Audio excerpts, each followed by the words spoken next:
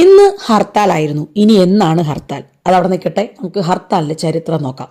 Indian സ്വാതന്ത്ര്യ സമരകാലത്ത് 20-ാം നൂറ്റാണ്ടിന്റെ തുടക്കത്തിൽ ഉയർന്നു വന്ന ഒരു പ്രതിഷേധ രീതിയാണ് ഹർത്താൽ. കടകളും വ്യാപാര സ്ഥാപനങ്ങളും വിദ്യാഭ്യാസ സ്ഥാപനങ്ങളും മറ്റും അടച്ചിട്ടുകൊണ്ട് സർക്കാർ നടപടികളിൽ പ്രതിഷേധിക്കുന്ന രീതിയാണിത്.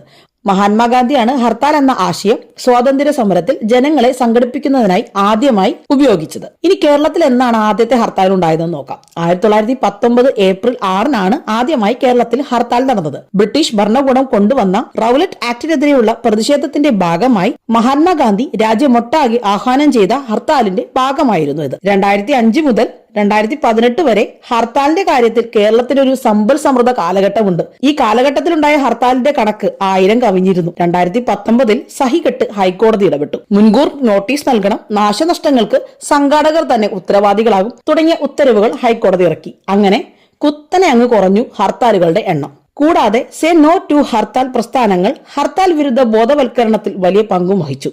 ഇനി ഈ ഹർത്താൽ കൊണ്ടുണ്ടാവുന്ന നഷ്ടങ്ങളുടെ കണക്ക് കേട്ടാൽ ഞെട്ടിപ്പോകും. 2018 വ്യാപാര സംഘടനകൾ പറഞ്ഞത് കേരളത്തിൽ തുടർച്ചയായ ഹർത്താലുകൾ കാരണം സംസ്ഥാന GDP-യിൽ നിന്ന് ഏകദേശം 7200 കോടി വരെ കുറയുന്നു. 2022 PFI ഹർത്താലിൽ KSRTCക്ക് മാത്രം ഉണ്ടായ നഷ്ടം ഏകദേശം 2.25 കോടിയാണ്. ഒരു ഹർത്താൽ ഉണ്ടാകുമ്പോൾ അത് വ്യാപാരം, ഗതാഗതം, ടൂറിസം, IT, സേവന മേഖല, നിർമ്മാണ മേഖല, ചെറുകിട വ്യാപാരികൾ, ദിവസവേതന തൊഴിലാളികൾ ആരെയൊക്കെയാണ് ബാധിക്കുന്നത്. ഹർത്താൽ പൊതുജനങ്ങളുടെ സഞ്ചാര സ്വാതന്ത്ര്യത്തെയും തൊഴിൽ അവകാശത്തെയും ബാധിക്കരുത് എന്ന് കേരള ഹൈക്കോടതി പലവട്ടം പറഞ്ഞിട്ടുണ്ടെങ്കിലും സത്യാവസ്ഥ മറ്റൊന്നാണ്.